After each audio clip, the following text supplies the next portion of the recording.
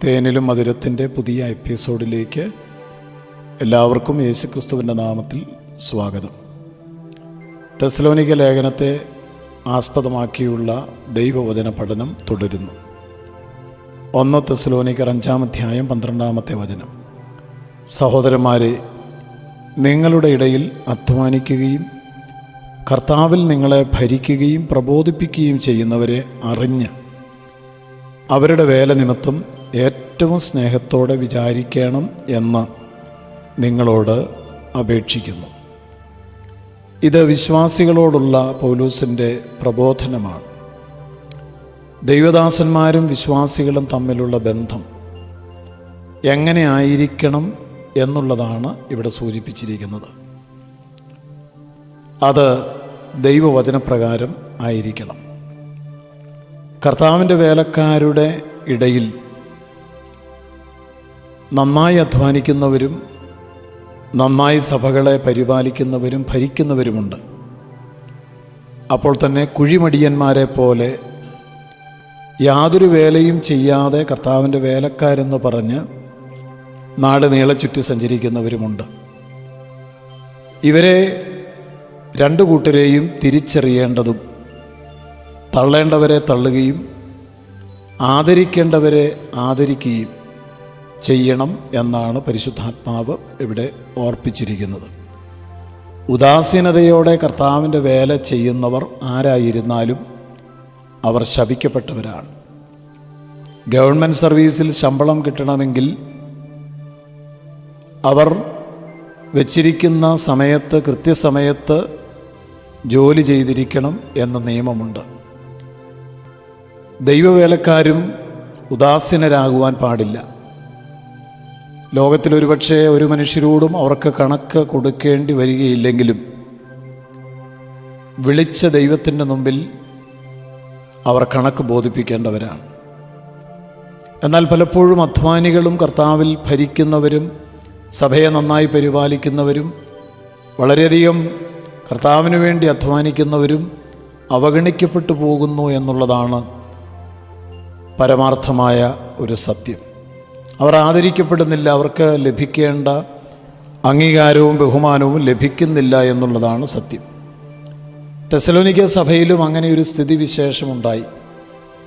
കർത്താവിൽ ഭരിക്കുന്നവരെയും പ്രബോധിപ്പിക്കുന്നവരെയും അധ്വാനിക്കുന്നവരെയും സ്നേഹത്തോടെ വിചാരിക്കണം എന്ന് പൗലോസിന് അവരോട് പറയേണ്ടതായിട്ട് വന്നു.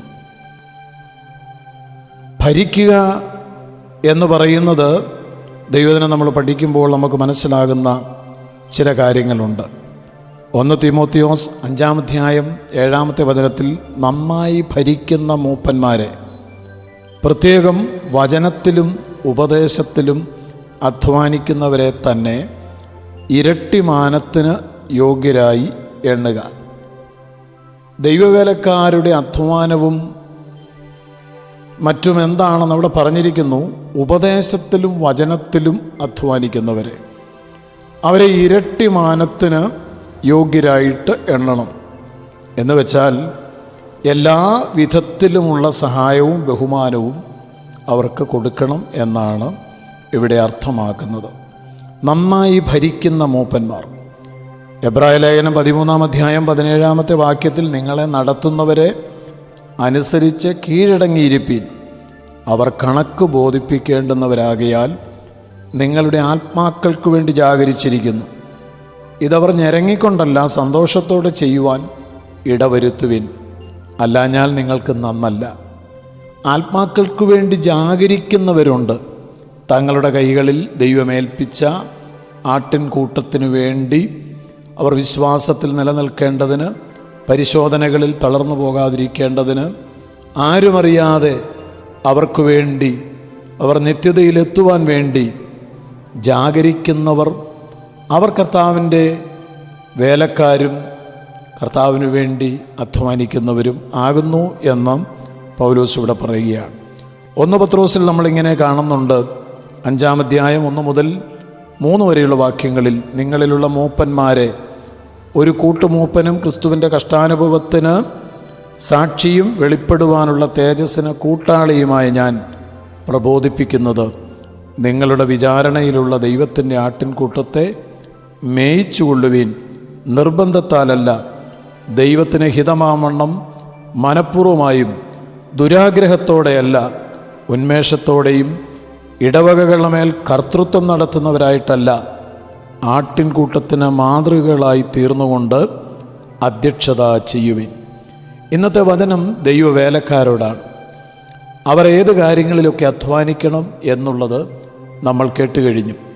വചനം പഠിച്ചിരിക്കണം, വചനം പഠിപ്പിക്കണമെങ്കിൽ. ഉപദേശം അറിഞ്ഞിരിക്കണം, ഉപദേശം പഠിപ്പിക്കണമെങ്കിൽ.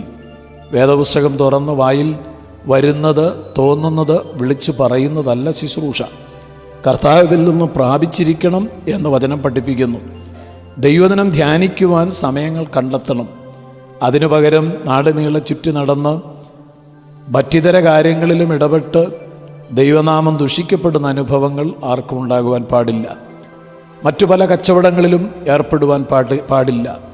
മറ്റിതര കാര്യങ്ങളിൽ ഏർപ്പെട്ട് ദൈവനാമം ദുഷിക്കപ്പെടുന്ന അനുഭവത്തിൽ ജീവിക്കുവാൻ പാടില്ല. കർത്താവിൻ്റെ വേലക്കാർ വ്യത്യസ്ത നിലകളിൽ അവർക്ക് ലഭിച്ചതായ ശുശ്രൂഷകൾ ചെയ്ത് കർത്താവിന് വേണ്ടി അധ്വാനിച്ച് ജീവിക്കണം എന്ന് പറയുന്നു. അങ്ങനെ ചെയ്യുന്നവരെ ഏറ്റവും സ്നേഹത്തോടെ ബഹുമാനിക്കണം. അവർക്ക് അർഹതപ്പെട്ട എല്ലാം നൽകിക്കൊടുക്കണമെന്ന് വിശ്വാസികളോട് പരിശുദ്ധാത്മാവ് ഓർപ്പിക്കുകയാണ്. കർത്താവായ ദൈവമേ, ഞങ്ങളെ കേൾപ്പിച്ച അവിടുത്തെ വചനത്തിനായി സ്തോത്രം. ഈ വചനപ്രകാരം ജീവിക്കുവാൻ ഏവർക്കും കൃപ നൽകണം. ക്രിസ്തുയേശുവിൻ്റെ നാമത്തിൽ തന്നെ ആമേൻ.